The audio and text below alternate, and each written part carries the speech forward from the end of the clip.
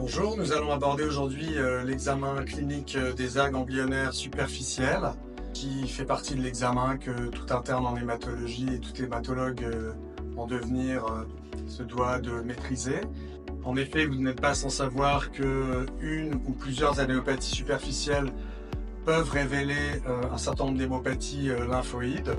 Cela va de la leucémie lymphoïde chronique au lymphome du manteau, en passant bien sûr par le lymphome de Hodgkin, chez le sujet jeune notamment, et que tout retard dans la détection de ce type d'adénopathie peut être préjudiciable sur le plan pronostic.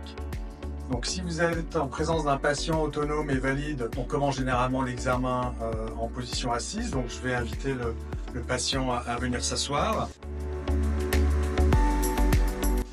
Je suis là pour l'instant positionné derrière le patient, mais vous pouvez tout aussi bien commencer en vous positionnant face à lui.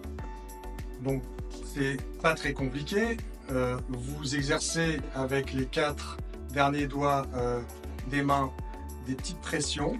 Et là, je commence classiquement par palper les aires susclaviculaires qui, comme vous le savez, peuvent être le siège notamment d'adénopathie métastatique et le fameux ganglion 3i à gauche, qui révèle souvent des métastases ganglionnaires de tumeurs solides sous-diaphragmatiques, gastriques ou colorectales.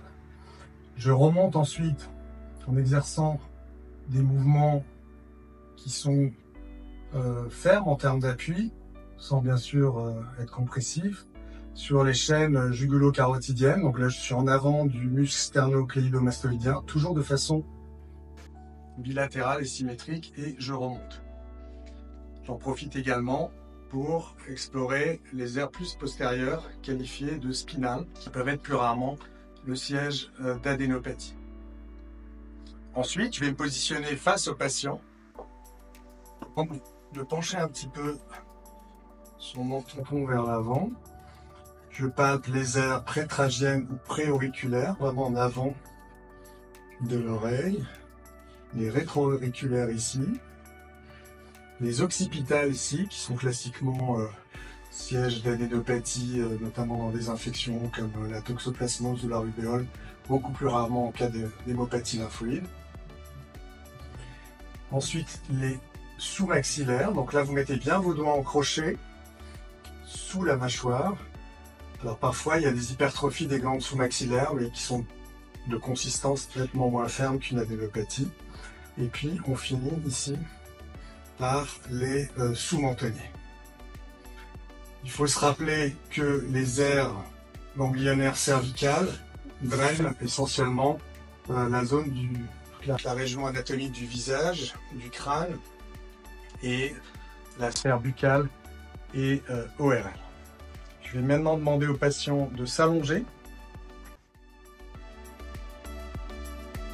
Donc si le patient n'est pas en capacité de s'asseoir, vous pouvez bien sûr, relâchez-vous monsieur, palper les mêmes aires ganglionnaires en antérieur. J'exerce des petites pressions avec des mouvements rotatoires et je remonte de la même façon sur les chaînes cervicales antérieures, les chaînes spinales en postérieur. Je recherche des ganglions occipitaux et ainsi de suite.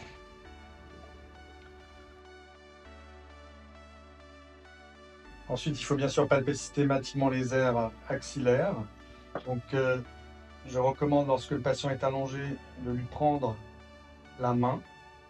Donc là, je prends sa main gauche dans ma main gauche. Et avec la main droite, je vais, avec mes 3 doigts du milieu, exercer à la fois un mouvement de pression et de rotation, en faisant bien le tour de l'aire axillaire, la zone antérieure ou pectorale. J'essaie vraiment de recliner le bord externe du pectoral, la zone postérieure dite brachiale, la zone centrale. Ici, il faut vraiment parfois aller chercher à bout de doigt l'adénopathie qui peut être profonde. Et puis la zone la plus supérieure. Vous pouvez éventuellement inverser la position de vos doigts au choix. Je rappelle que les aires axillaires drainent le membre supérieur, la paroi thoracique, incluant bien sûr la glande mammaire. De façon symétrique, de la même façon, je prends le bras, je demande au patient vraiment d'être le plus relâché possible, afin qu'il ne contracte pas les muscles de la paroi thoracique.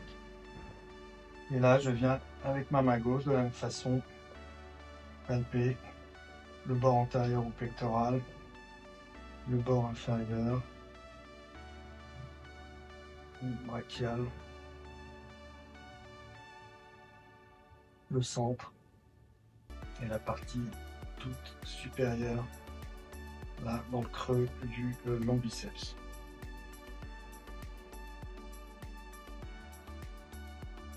Alors en position assise, bien sûr, c'est également l'occasion de palper les aires axillaires qui sont très importantes en termes de détection, bilan d'extension clinique ou de dépistage.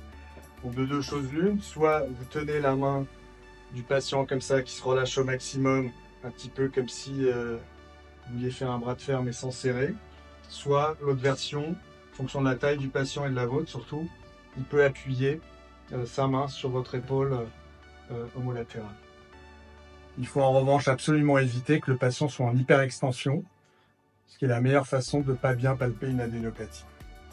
Donc là, vous voyez, avec ma main droite, je viens palper son creux axillaire gauche, la zone antérieure ou pectorale. Vous voyez que je dégage bien le muscle pectoral et je vais en profondeur. La partie postérieure ou dite brachiale, la portion centrale du creux axillaire, pareil. Je n'hésite pas à exercer une pression ascendante pour ne pas méconnaître une adénopathie profonde. Et puis la partie la plus supérieure du creux axillaire. Il faut vraiment s'efforcer de bien faire le tour de tout le creux axillaire. Comme vous êtes au niveau du creux axillaire, n'hésitez pas au passage, avec 2 ou 3 doigts, à venir ici rechercher une adénopathie épitrochléenne derrière l'épitrochlée, classiquement décrite dans la syphilis ou dans des maladies inflammatoires type sarcoïdose.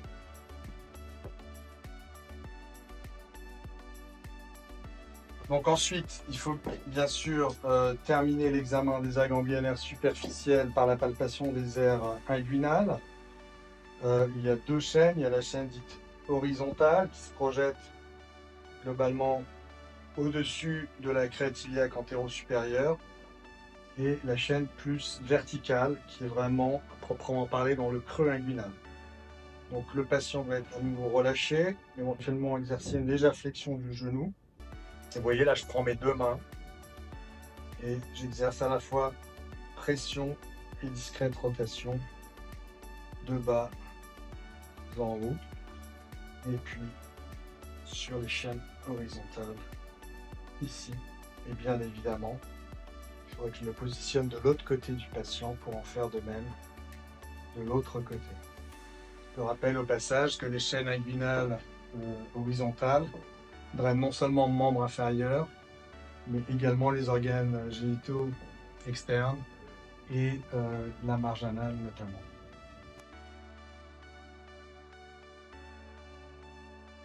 Bien, donc j'espère que cette vidéo vous sera utile au quotidien. Et je rappelle donc en conclusion qu'il ne faut pas confondre un ganglion et une adénopathie. Une adénopathie se définit par la palpation d'une tuméfaction dans une aire ganglionnaire d'un diamètre de plus de 1 cm. Et je précise également que pour toute adénopathie palpée, il faut en préciser bien sûr le siège. Ce n'est pas la même chose d'avoir une adénopathie axillaire qu'une adénopathie inguinale. Le nombre, s'agit-il d'une adénopathie isolée ou d'une polyadénopathie, s'oriente pas vers les mêmes étiologies. La consistance, une adénopathie dure est clairement plus suspecte qu'une adénopathie ferme. La taille, bien évidemment, au-delà de 3 cm, la biopsie est quasiment incontournable. Et puis également le caractère fixé ou non au plan musculaire profond.